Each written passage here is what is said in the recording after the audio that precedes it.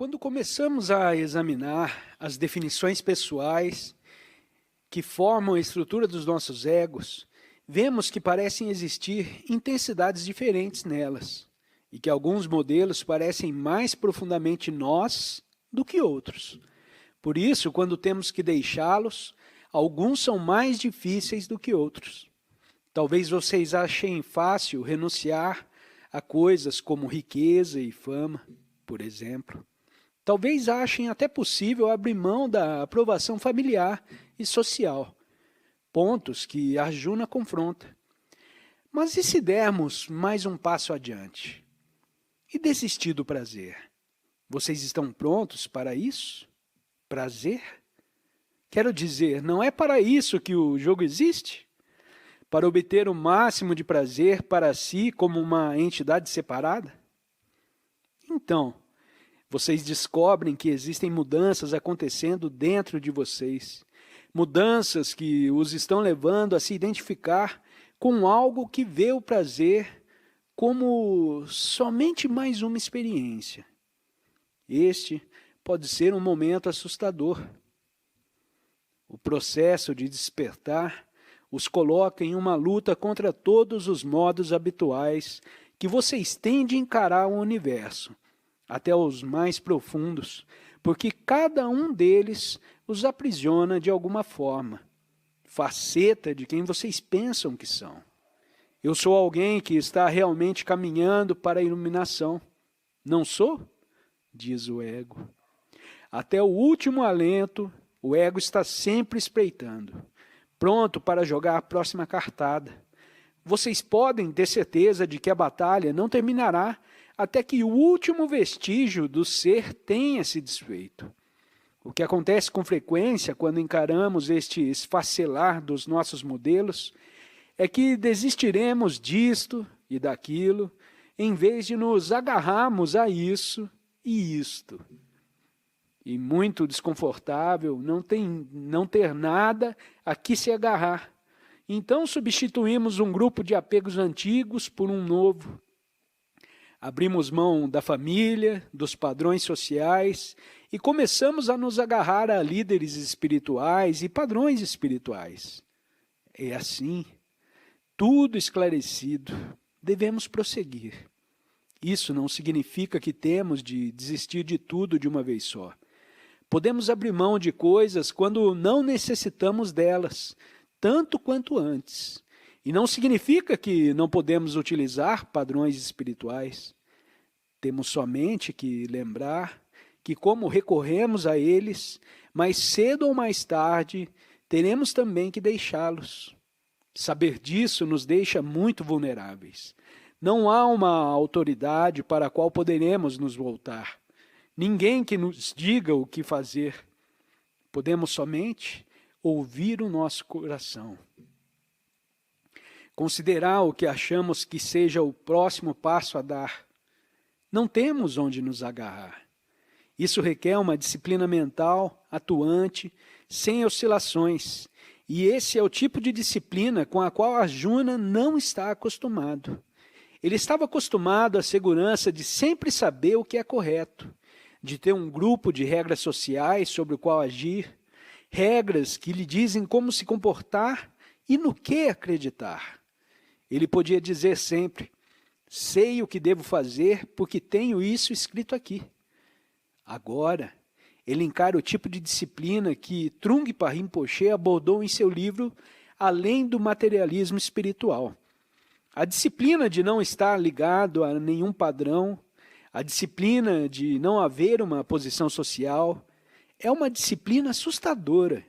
É terrível permanecer no limite dessa maneira, de não ter definições com as quais se agarrar. Nenhum grupo de referência, nenhuma identificação, nem autoconceitos, nenhum modelo. Vocês ousariam? Ousariam se desligar de tudo? É somente no momento em que o conflito se torna real, onde existe uma confusão incrível e vocês não sabem onde ficar para julgar o que fazer em seguida. Será somente nesse ponto que ficarão abertos para a possibilidade de algo novo acontecer. É somente nesse ponto que estarão prontos para ouvir algo que nunca ouviram antes. É por isso que a mensagem do Gita precisa começar com essa situação de crise. Arjuna precisa ser sacudido até a raiz para poder ouvir o que Krishna tem a lhe dizer. Lembre-se que Krishna e Arjuna se conheciam há algum tempo. Há anos eram amigos. Porém, Arjuna ainda não estava pronto para ouvir aquilo que Krishna tinha a lhe dizer. Não antes de se encontrarem no meio de um campo de batalha, não até aquele momento de crise despertar-se. Arjuna aprontando para ouvir algo novo, e esse algo novo conduziria Arjuna em uma viagem desligando do seu apego a coisas, como a família e o castelo, fazendo-o se desligar até da sua própria formação. Por isso, esse é o nível mais profundo do ensinamento do Gita. O ponto final que Arjuna encarará é Shiva. Ele enfrenta Deus sob a forma do caos, Deus sob a forma da destruição, a destruição de todas as ilusões. Arjuna enfrenta a dor de ter que perguntar se existe um Deus, se existe uma lei, se existe algum significado em tudo isso. Como podem me pedir para guerrear contra minha própria família? Como podem me pedir que faça algo tão terrível? Arjuna está encarando um fato terrível. Não podemos usar a razão para compreender a lei de Deus. No Ramayana, Ram repete várias e várias vezes: a menos que você reverencie Shiva, não poderá me compreender. Isto é, até que você tenha compreendido totalmente a existência do caos, o caos não poderá atravessar a porta. Se vocês querem ser mantenedores do amor e da beleza, terão que ser capazes de observar a destruição do amor e da beleza com os olhos bem abertos e dizer: bem, está certo. Na natureza existe a criação, a preservação e a destruição. O sofrimento e a dor, a catástrofe e a morte, e todos são parte do plano de Deus, assim como o prazer e a alegria, a renovação e o nascimento. Em Kurukshetra, Arjuna fica face a face com Shiva. Ele está confrontando uma situação na qual a sua mente racional não pode ajudá-lo. Uma situação na qual o seu raciocínio não funcionará. Uma situação na qual a entrega é a única maneira de atravessá-la. Sua imagem de si mesmo como um bom homem, seu apego ao pensamento racional, seu apego para se estruturar, ele tem que dizer adeus a tudo isso. Tem que se desligar de cada um desses apegos. A própria base de quem ele pensa que é, terá que ser dilacerada para dar espaço a algo novo. Agora o cenário está montado. Sabemos quais são os exércitos, os Kauravas e os Pandavas, e sabemos o que representam para nós. Temos uma ideia do que irão fazer no campo de batalha. Compreendemos a situação delicada de Arjuna. E o mais importante, reconhecemos que as escolhas que Arjuna tem de fazer são as mesmas que as nossas. Até que ponto estamos amadurecidos para prosseguir?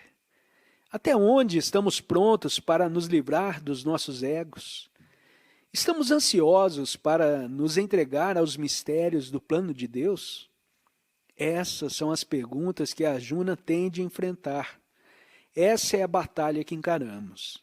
E é isso que terá que ser decidido em Kurukshetra.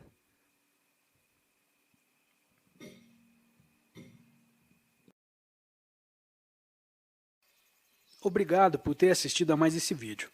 Deixo o convite para você se inscrever no canal e compartilhar o conteúdo com quem você achar que precisa ouvir essa mensagem. Um grande abraço e até o próximo vídeo.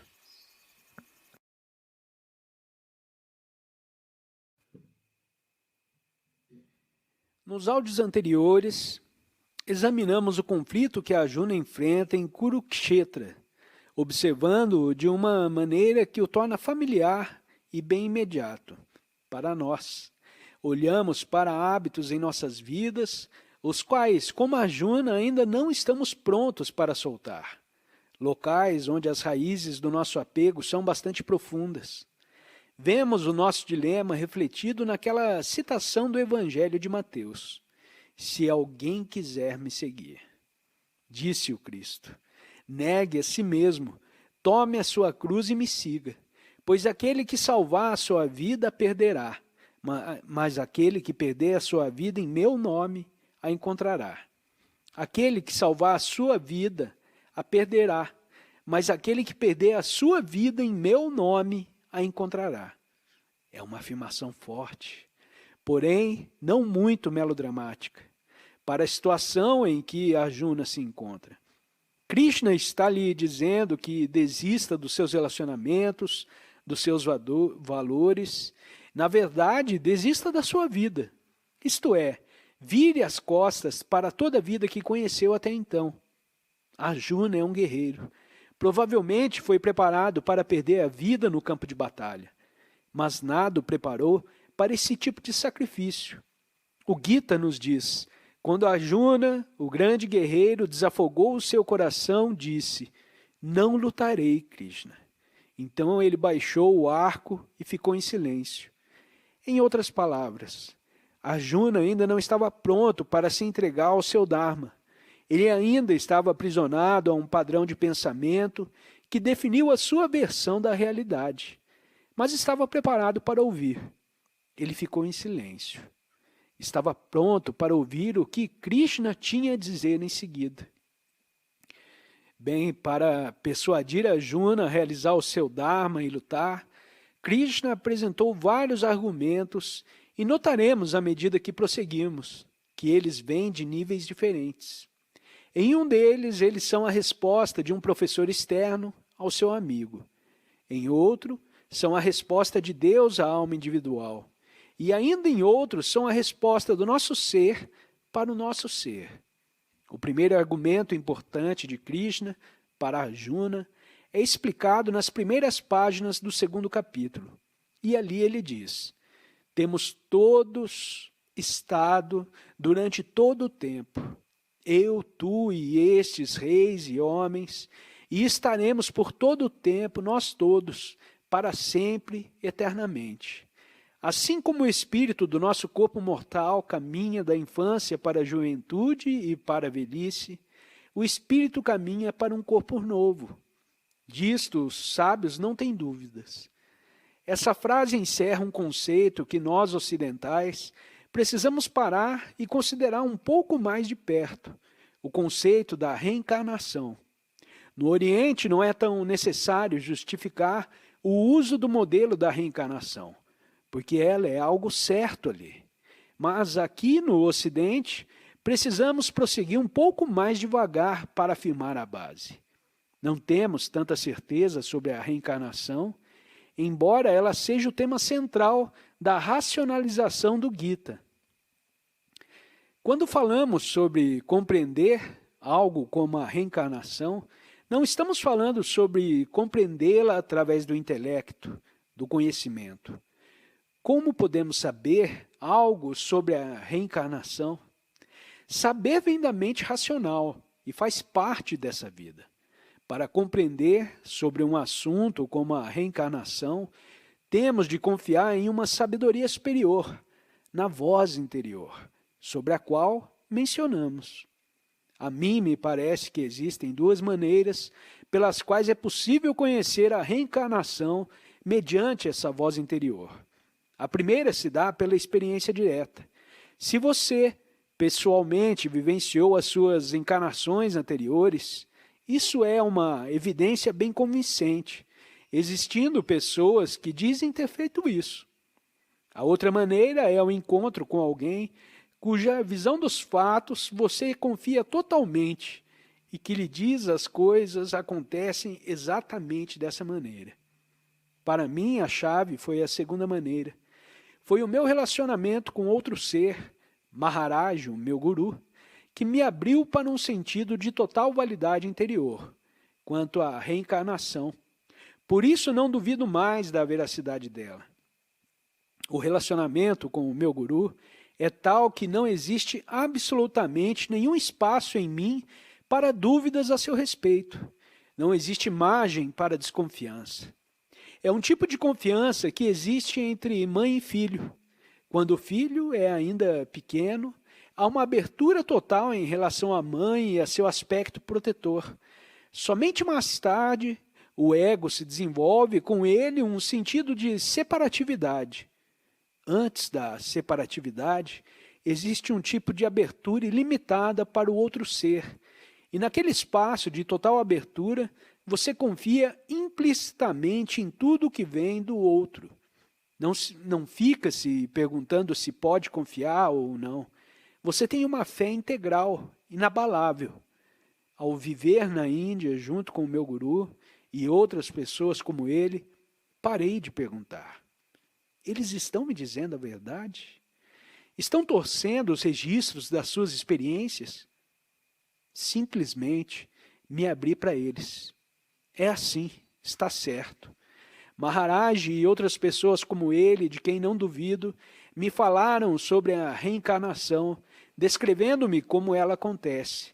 Sem exceção, todos aceitaram a reencarnação com o mesmo nível de certeza que nós, no Ocidente, nos sentimos em relação às leis da física, e pude sentir neles a verdade daquilo que me diziam. Portanto, do meu próprio ponto de vista, esta tem sido a via principal através da qual cheguei à compreensão da reencarnação. Ficando perto do Maharaj e desses seres como ele, comecei a confiar que é assim que acontece. Na verdade, tive experiências bem lisérgicas, principalmente através dos psicodélicos, durante as quais entrava e saía rapidamente de imagens de mim mesmo em outros reinos. Teriam sido essas experiências diretas de outras vidas? Teria vivenciado outras das minhas encarnações? Não sei. O que sei é que Maharaj tinha a reencarnação como certa e a sua verdade passou para mim. Krishna disse, quanto a isso, reencarnação, o sábio não tem dúvidas. Isso é suficiente para mim. Me permitam ler algumas anotações sobre a reencarnação de algumas pessoas que, como meu guru, são pessoas em quem confio quando se trata desse assunto. Este é de Rumi, místico persa. Morri como uma pedra e renasci como uma planta. Morri como planta e tornei-me animal. Morri animal e nasci como homem. Por que temer no que a morte me diminuiu? Embora mais uma vez tenha morrido como homem, para voar como os anjos, e mesmo entre os anjos eu deverei prosseguir, pois tudo muda, exceto a face de Deus. Maomé disse, cada pessoa é somente uma máscara, que a alma assume por um tempo. É utilizada pelo tempo devido e depois descartada, e outra é usada em seu lugar. Esta é uma citação de Jack London, que escreveu sobre o personagem que foi enforcado. Não comecei quando nasci, nem quando fui concebido. Cresci, me desenvolvi através de miríades incalculáveis de milênios. Sou um homem nascido de uma mulher. Meus dias são poucos, mas a minha essência é indestrutível. Fui mulher nascida de mulher, fui mulher e tive filhos, e deverei nascer novamente. Oh, por tempos incalculáveis nascerei novamente. Embora os bobalhões estúpidos pensem que quebrando meu pescoço com uma corda, eles me farão cessar de existir. Jack London era um escritor americano, por isso podemos concluir, através da sua descrição, que tem havido no Ocidente um veio rico de crença na reencarnação, especialmente nos ciclos literários. Porém, de forma geral, a nossa atitude cultural em relação a ela tem sido moldada menos por isso e mais pelas tradições religiosas ocidentais, onde não encontramos muita aceitação da ideia. A reencarnação não faz parte do sistema de crença na maioria das sinagogas e igrejas. Mas se lemos a Bíblia, nós a encontramos ao penetrar nas citações que parecem sugerir uma crença na reencarnação. Cristo disse que João Batista fora Elias anteriormente. A sabedoria de Salomão afirma: nascer em um corpo são com membros sadios é uma recompensa pelas virtudes de vidas passadas. Os discípulos perguntam a Cristo: esse homem nasceu cego porque fez algo anteriormente? Por causa de seus pais ou por que motivo? Sem reencarnação, como poderia o homem ter feito algo antes do seu nascimento que causasse a sua cegueira? O que aconteceu a essas crenças? Nos primeiros concílios da Igreja Cristã, por volta dos anos 500 a 600, a questão da reencarnação foi, na verdade, muito debatida. E, a princípio, ficou claro que direção a doutrina da Igreja tomaria. Mas, à medida que os pais da Igreja a consideraram, eles compreenderam que a reencarnação não era uma filosofia funcional se quisessem manter o controle. Afinal, se essa vida era meramente uma etapa em uma dança contínua, as pessoas não se amedrontariam com a eternidade no inferno e no enxofre. Por isso, a reencarnação foi rejeitada como um objeto de fé, mas na época de Cristo era uma crença comum. No Ocidente, a psicologia, como a religião, tem tradicionalmente rejeitado a ideia da reencarnação, mas recentemente os psicólogos começaram a se interessar por ela, que agora está se tornando um tema de estudo sério. Fui psicólogo em uma encarnação recente. Fazia pesquisas sobre a personalidade. Tentávamos determinar por que as crianças se comportavam de uma determinada maneira, à luz da sua hereditariedade e ambiente, pois nós, na psicologia, medíamos esses fatores. Por isso, medíamos tudo que era mensurável nos pais e tudo que era mensurável no ambiente, que era aquilo que nós, em nossa maneira sofisticada e teórica, compreendíamos como determinantes de como um ser é formado. Anotávamos todos os testes, alimentávamos o computador com os nossos dados e formávamos uma previsão de como alguém deveria ser. Então, medíamos quem a pessoa realmente era e comparávamos o quanto as nossas previsões se aproximavam da realidade. Em outras palavras, estávamos construindo um corpo de conhecimento científico sobre causa e efeito na personalidade, baseados na suposição de que somos um produto exclusivamente dessa vida, como seu ambiente e hereditariedade. As melhores correlações que conseguimos com esse tipo de pesquisa, e provavelmente ficamos na média do curso, ficaram em torno de 0,5. E uma correlação de 0,5 significava que estávamos conseguindo cerca de 25% da variação total. Isso significa que se eu escolher e tentar prever quem você é, baseado no conhecimento total que um psicólogo pode saber sobre você nessa vida, serei capaz de prever cerca de 25% das suas características. Os outros 75% acontecerão essencialmente ao acaso. Diante disso, como cientista social, eu diria, bem, temos de considerar os erros de medição. Ou então, é devido ao fato de que não somos suficientemente complexos em nossos sistemas. Nunca entrou na minha mente, como psicólogo, que minha teoria pudesse estar errada, porque todos nós ficamos muito apegados às nossas teorias.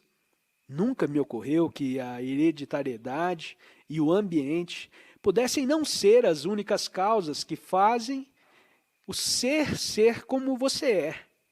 E embora pudéssemos ver que os 75% não justificados deixavam um espaço amplo para a teoria da reencarnação, não era necessário realmente enterrar a ciência ocidental por causa da reencarnação. Reencarnação foi somente adicionada a categoria de erros de medição dos psicólogos. Existe uma prova anedótica da reencarnação. Aqui no Ocidente temos vidas de pessoas como Mozart. Ele fez sonatas aos 4 anos, deu recitais públicos aos 5 e compôs a sua primeira ópera com 7. Ele realmente aprendeu tudo isso em tão pouco tempo? Em nosso meio, em Naropa, temos um interessante fenômeno de Trungpa Rinpoche, que é chamado de Tulku, uma reencarnação reconhecida de um ser superior. Na tradição tibetana, quando um lama superior morre, um grupo de oráculos se recolhe em meditação até partilhar uma visão de onde ocorrerá a sua encarnação seguinte. Então, eles enviam um grupo de monges para pesquisar e dizem a eles: procurem uma casa com telhado azul, próximo a um lago, a 2 milhas ao norte de tal e tal aldeia, e vocês encontrarão um bebê, que terá então 7 meses. Esse será o Tulku? O grupo de busca parte, eles encontram a casa, batem a porta e dizem: vocês têm um filho de 7 meses, não é? A família, naturalmente, diz que sim. Os monges respondem: bem, vocês não sabem, mas na verdade ele é o lama fulano. E a mãe diz: oh, que honra! E durante todo esse tempo pensei que ele fosse somente o meu bebê. Estou honrada que o meu bebê seja a reencarnação do lama fulano. Então, para se certificarem, eles fazem inúmeros testes com o bebê. Apresentam o copo do antigo lama e um outro novo. O antigo sino do lama e um novo, para ver qual deles o bebê escolhe. Se os testes forem positivos, os monges levam o bebê de volta ao monastério e começam a ensiná-lo. E pelos próximos 19 anos, no caso do Trungpa, eles realizam um sistema de treinamento intensivo para lembrar ao novo Tulku quem ele realmente é. Temos o caso de uma menina que eu vi na Índia. Um dia, quando estava com 7 anos, ela disse a seu pai: você tem de me levar até... E deu o nome de uma pequena aldeia e vários quilômetros de distância, que nem ela e nem sua família tinham visitado antes. E ela afirmou: eu costumava viver nessa aldeia. Tinha 2 filhos, por isso devo ir para ver como estão. Ela implorou ao pai e finalmente o persuadiu a levá-la até lá. No caminho, falou tudo sobre a aldeia e de como ela tinha mudado durante a época em que vivera lá.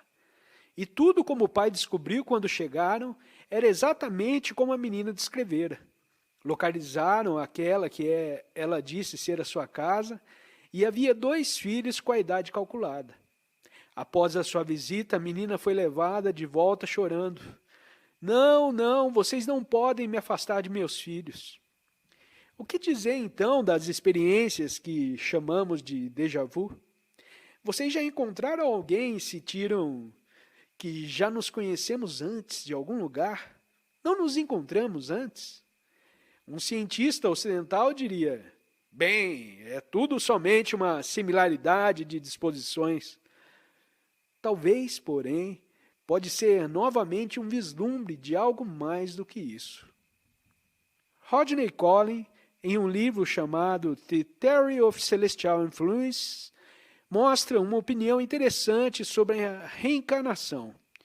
Disse que não é como Bryden Murphy Story, onde você nasce, depois morre e depois renasce alguns anos depois. É, na realidade, mais parecido com uma 5ª dimensão. Estamos todos aqui, bem aqui, nesse momento e nesse lugar, milhares de vezes. Estamos atravessando a mesma vida por muitas vezes. Não se lembram? Quero dizer, eu lhes disse 1000 vezes, eu lhes disse 1000 vezes, eu lhes disse 1000 vezes. A visão de Collin dessa experiência de déjà vu é que ela surge devido a uma quebra ocasional no circuito quando temos, então, um pequeno clarão da última vez que fizemos tudo isso. As pessoas poderão argumentar: mas se a reencarnação for verdade, por que não me lembro de quem eu fui? Por que não me lembro das minhas vidas passadas? O lama Anagarika Govinda, mestre tibetano, respondeu: a maioria das pessoas não se lembra dos seus nascimentos, embora não duvidem de que tenham nascido recentemente. Esquecem que a memória ativa é somente uma pequena parte da nossa consciência normal e que a nossa memória subconsciente registra e preserva cada impressão e experiência passada, que a nossa mente de vigília falha em recordar. Jung, em seu trabalho psicológico, continuou combatendo esse assunto da memória subconsciente. Ele a chamou de inconsciente coletivo, que foi a maneira pela qual um ocidental pôde acessar a ideia de reencarnação, da informação que surge de fora dessa vida. Se através de uma experiência qualquer, admitirmos a possibilidade de que a encarnação seja verdade, então começamos imediatamente a ficar curiosos sobre a sua mecânica, como ela funciona e por que ela funciona. Existem dúzias de sistemas para descrevê-la. Todos têm a sua própria estrutura de crenças, sobre para onde vamos e como chegamos lá. Algumas vezes eles se contradizem. Buda contou histórias sobre pessoas pecando e voltando como animais ou insetos. Embora mestres como Meher Baba reivindiquem que cada encarnação é um passo à frente, uma progressão, e que nunca podemos regredir. Não há maneira de determinar o que é certo e o que é errado. Cada sistema é somente uma aproximação da verdade criada pela mente humana. E ao considerar uma sequência de nascimentos, não podemos assumir que a reencarnação acontece no plano terreno. No Gita, Krishna diz a Arjuna: aqueles que rezam aos deuses vão para os deuses. Isto é, se você é devoto dos deuses, então depois de morrer, você irá para um loka celestial, um lugar celestial. É onde você irá reencarnar. Mas isso também será somente um outro plano de consciência. Você irá para lá e ficará lá por um período de tempo, digamos 500 anos do ponto de vista terreno, embora, indubitavelmente, o tempo vá ter um significado bem diferente lá. Então, depois de 500 anos, você compreenderá que o loka celestial é somente um lugar, e antes que você possa chegar ao não lugar, existe muito trabalho a ser feito. Talvez um trabalho que pode ser feito somente no plano humano. E então, talvez, você mais uma vez assuma um nascimento humano para poder prosseguir. Mas este é somente mais um modelo.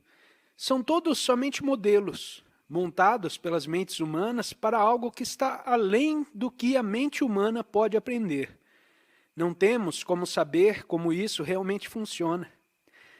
Parece que damos voltas e mais voltas, porém a cada vez ficamos um pouco mais conscientes, até que finalmente atingimos o nível da conscientização yogi e nos lembramos. Contudo, finalmente, pode significar um tempo muito longo, quando falamos sobre reencarnação. Estamos falando sobre extensões de tempo vastas. Temos aqui uma bela imagem da literatura budista do Sul, que nos dá uma ideia do tipo de durações de tempo sobre as quais estamos nos referindo. Buda estava tentando descrever a extensão do tempo em que temos estado brincando nesse jogo das reencarnações. E ele disse: imaginem uma montanha com 1,5 km de largura, 1,5 km de comprimento e 1,5 km de altura. A cada 100 anos, um pássaro paira sobre ela com um lenço de seda no bico e o solta sobre a face da montanha. O tempo que o lenço de seda leva para descer a montanha é o que podemos chamar de kalpa, e temos praticado esse jogo de reencarnação kalpa após kalpa ao longo de eras inumeráveis.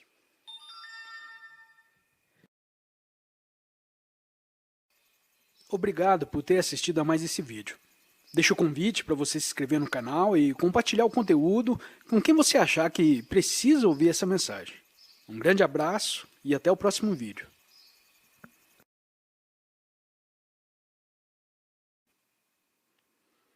Além do mecanismo da reencarnação, existe uma questão mais profunda. Quem exatamente é este nós que está nesse jogo? Isso é, o que é que continua e o que muda durante todos esses kalpas? Obviamente, o que vocês e eu, que geralmente achamos que somos, não estará presente durante todo esse tempo. Então, o que ainda está aqui? Krishna nos diz, pois além do tempo ele habita nesses corpos, embora esses corpos tenham um fim no seu tempo. Porém, ele permanece imensurável e imortal. Essa é uma maneira de descrever os dois aspectos do nosso ser. Nossos corpos, que morrem, e aquilo que habita em nossos corpos, que não morre.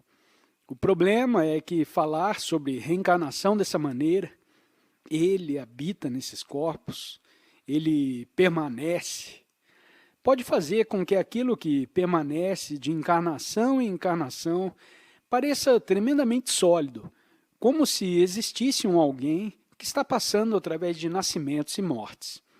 Mas se não existe alguém, o que é isso?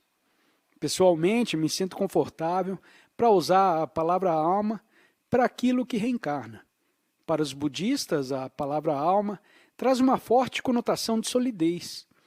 Por isso, eles me censuraram quando a usei. Mas eu a utilizo de uma maneira bem específica. O nó é que a alma reencarna. Porém, ao mesmo tempo, em determinável nível, tudo, incluindo a alma, não passa de uma ilusão. A alma é ilusória e as formas que ela encarna são ilusões. Mas dentro da ilusão existe uma configuração sutil, uma continuidade de características ou valores ou qualidades que persiste apesar das formas, nomes e egos diferentes que ela assume. E essa continuidade é o que chamo de alma. Buda acreditava em reencarnação, o que significa que ele acha que algo reencarna.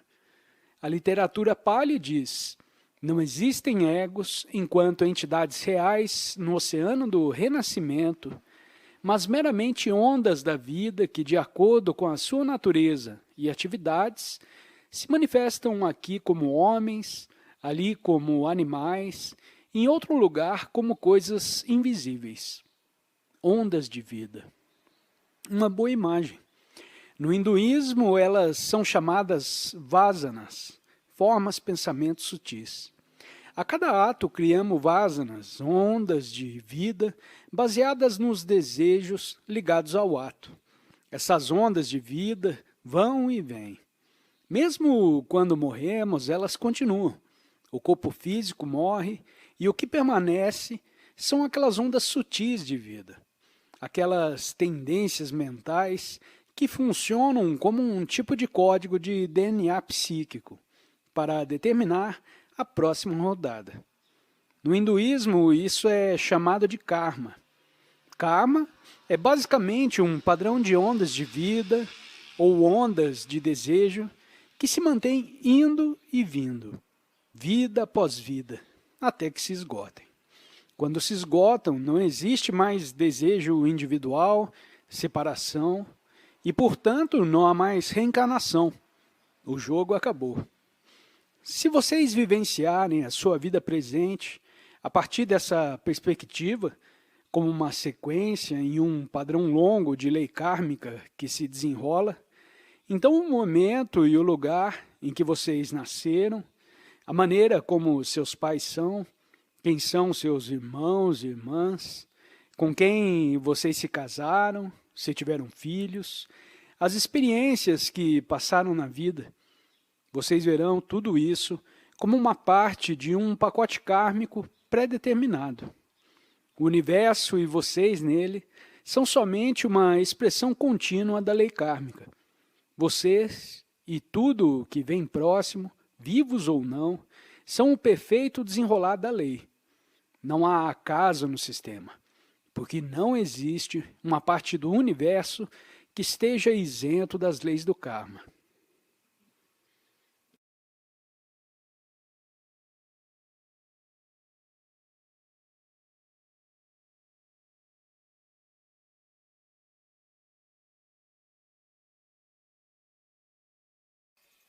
Obrigado por ter assistido a mais esse vídeo.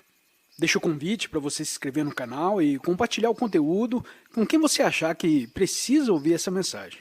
Um grande abraço e até o próximo vídeo.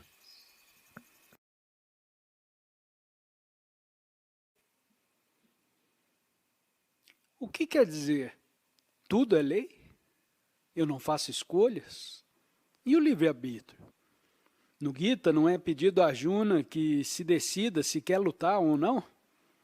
Bem, é um esforço para nós aprendermos o relacionamento entre o livre-arbítrio e o determinismo, porque estamos acostumados a pensar em termos de e ou. Mas, nesse assunto, temos de lidar com o paradoxo de que as duas realidades opostas existem simultaneamente, o livre-arbítrio e o determinismo total. As coisas ficam um pouco mais claras quando vemos que, embora existam simultaneamente, elas estão em planos diferentes. Isto é, existe um plano de realidade no qual você pensa que é um agente livre, acha que decide o que usar hoje, acha que decide o que vai comer no café da manhã, acha que decide se vai pegar esse livro para ler. Nesse plano, é necessário que você se comporte como se, de fato, fosse um agente livre, para fazer as escolhas sabiamente, para decidir realizar o seu Dharma. Mas existe um outro plano, de um ponto de vista privilegiado de percepção, do qual você começa a ver que todos aqueles pensamentos-forma que lhe disseram, acho que vou comer granola essa manhã, não surgiram do vácuo. Bem, na verdade, eles vieram do vácuo, mas vieram condicionados do vácuo. As escolhas surgiram de uma cadeia de eventos anteriores que predeterminaram totalmente as suas decisões. E eu digo, tenho livre-arbítrio. Isso é o meu karma falando. Sempre que penso que estou tomando uma decisão sobre alguma coisa, me lembro de um incidente que aconteceu com Maharaj. Eu tinha voltado para a Índia pela segunda vez em 1971 e comecei a procurar por Maharaj, mas ele não era encontrado em lugar nenhum. Ninguém sabia onde estava. Por isso, decidi me juntar a outros ocidentais em um retiro de meditação em Bodh Gaya, lugar onde Buda foi iluminado. E pensei que, se tinha funcionado para ele, talvez funcionasse para mim. Mas após algumas semanas de meditação, estava pronto para retomar minha busca por Maharaj. Uma das mulheres do grupo tinha vindo para a Índia por terra, em um grande ônibus Mercedes, completo e com motorista.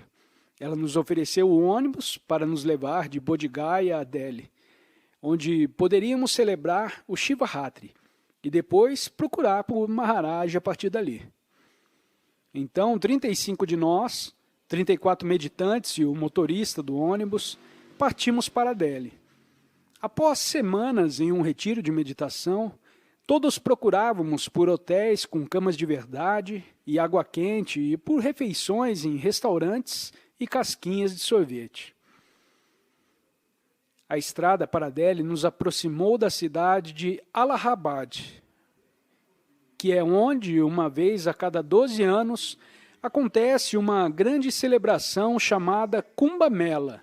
Milhões de pessoas acorrem para lá em um momento astrológico ideal para se banhar na confluência dos 3 rios sagrados. É a maior celebração espiritual realizada no mundo.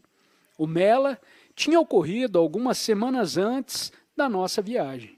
E uma das pessoas no ônibus que estivera a celebração, insistiu que deveríamos fazer um desvio para visitar a área do festival. Por um lado, parecia um convite razoável, afinal, todos éramos supostamente yogis praticantes, e o local era um dos mais sagrados em toda a Índia.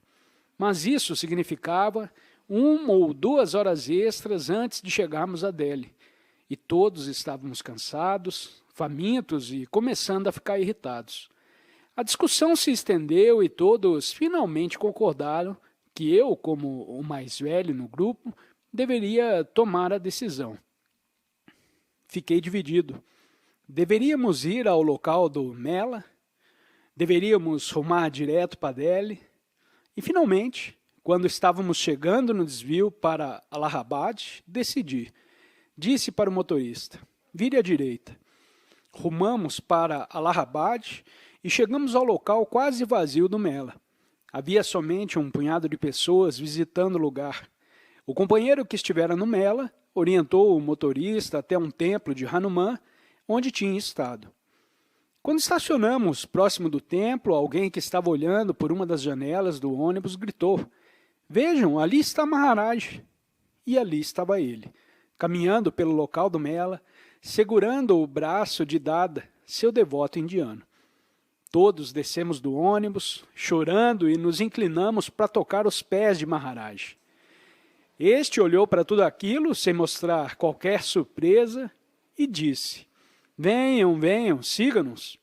Então, ele e Dada subiram em um rickshaw que estava aguardando por eles e seguiram pelas pequenas e estreitas ruas de Allahabad, com o nosso ônibus imenso, movendo-se pesadamente atrás.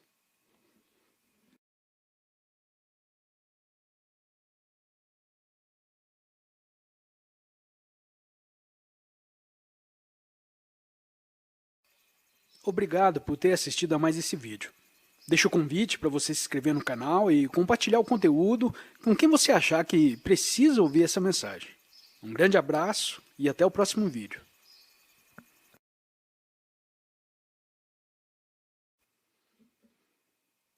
Quando chegamos na casa de Dada, sua esposa veio correndo até o ônibus para nos cumprimentar. Venham, venham, disse ela. O jantar está quase pronto. Cozinhamos para vocês durante todo o dia.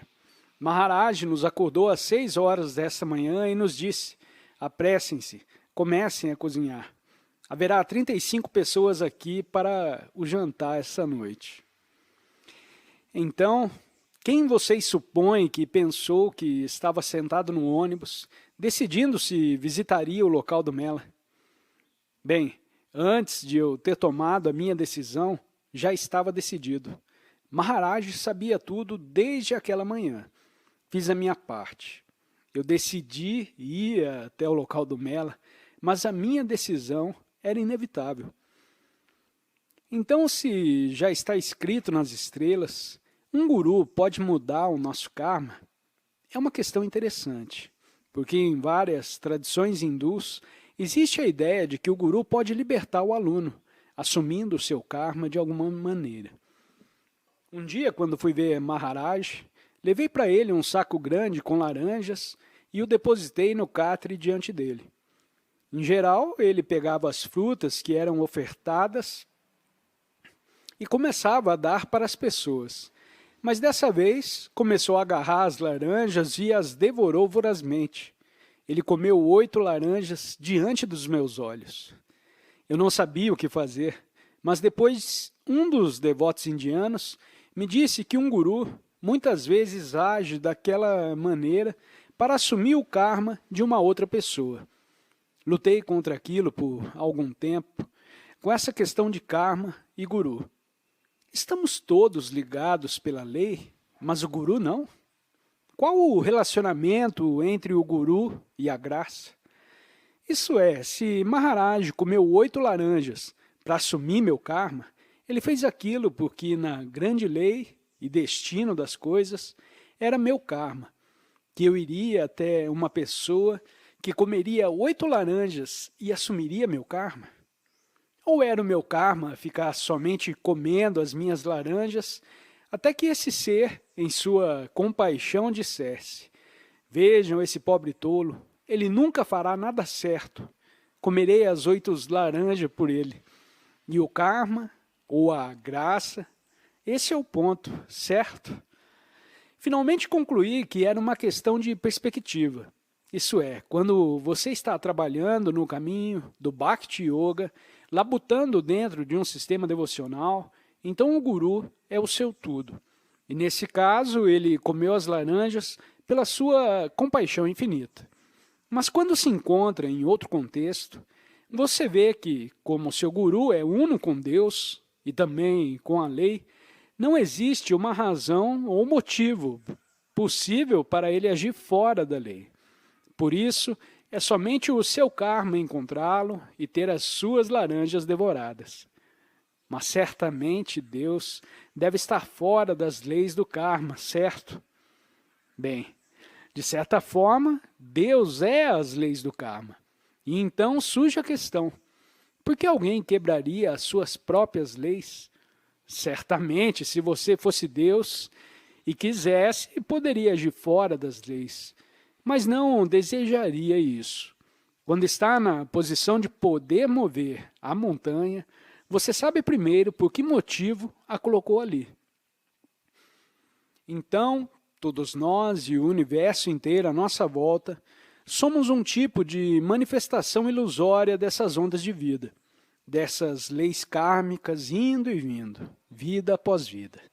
Nossos desejos dirigem os nossos pensamentos, que motivam as nossas ações, que criam mais karma, que por sua vez determina as circunstâncias da nossa próxima encarnação.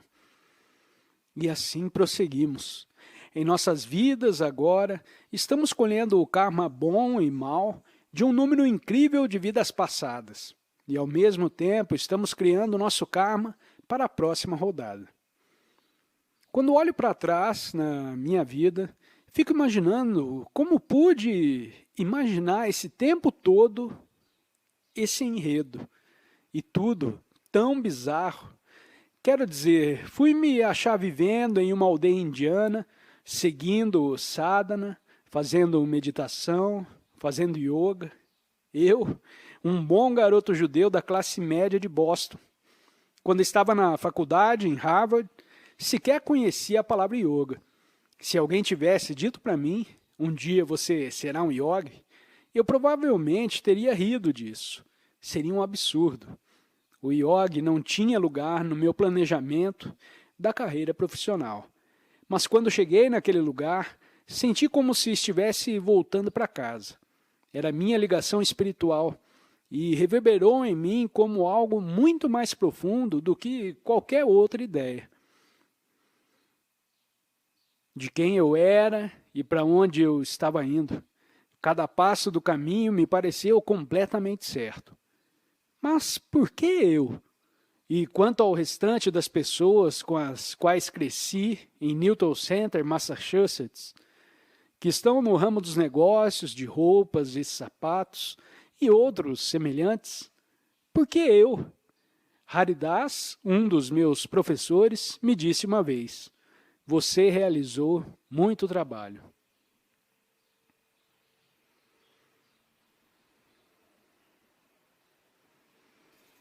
Obrigado por ter assistido a mais esse vídeo. Deixo o convite para você se inscrever no canal e compartilhar o conteúdo com quem você achar que precisa ouvir essa mensagem. Um grande abraço e até o próximo vídeo.